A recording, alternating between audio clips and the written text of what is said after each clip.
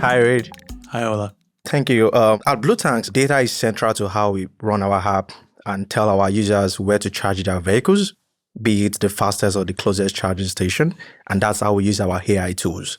But my team actually wrestles with the challenge of where to find data and also how to create system of checks and balances for the kind of data we have, especially when it gets to informing our customers where to go charge their vehicles. What do you think will be the best way forward with this?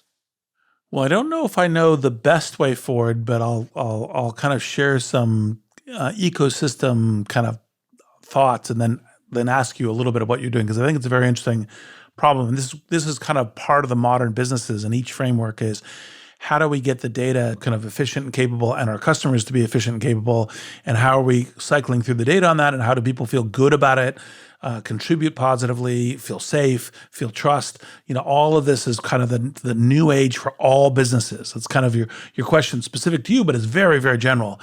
And so you got to look at kind of like what are the different kind of ecosystems of the data. Can you get users to contribute data voluntarily? Like one of the things that we did very early days in PayPal, and we were on eBay, is we'd ask people to say, give us your eBay login and password so that we would automatically update all of your auctions with a PayPal, pay with PayPal, kind of thing to make it easy. And people had to trust us to do that because you're giving us your eBay credential and, all the ways to do that. Is there a way to kind of incent users to contribute? And if the automated ways are the easiest ones, but if, hey, we'll give you $1 off on your charging and so forth, if you put our app and run it on the background on your phone to say something like, hey, you were at this charger. How did the charger work for you?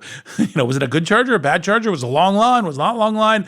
And I'm contributing this to my community. We have a community of helping each other know about the chargers, and I have a good status in the community through that. And again, here the upside means is I'm benefiting from this data contribution much more than I'm risking anything. And not just am I incented to do it, but I'm clearly seeing where my contributions to this community pile of data is good for me too. And so what have you tried so far, and what things are working, and what things you thought might work aren't working? All right, thanks, Reid. You just broke down one of the next features we are about to deploy on my platform, and you explained it very succinct and clear.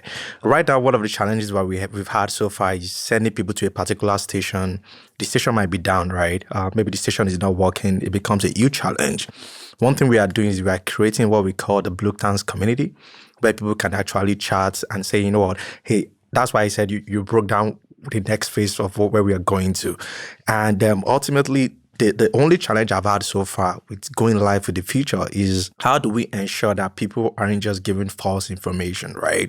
I mean, what you said is very key. If we can incentivize their decision to give us that kind of information, then whatever form of rewards they are getting, it's a way to contribute to the community. And using that, we can use that to help users reduce at least the likelihood of going to places that are not efficient or not working at different times. So you definitely did, break down and you spoke to some of the next phase we are going as a startup. Thank you for that.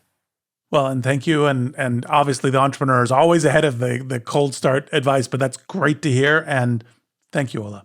All right. Thank you, Reid. This is Masters of Scale. A-I-N-Q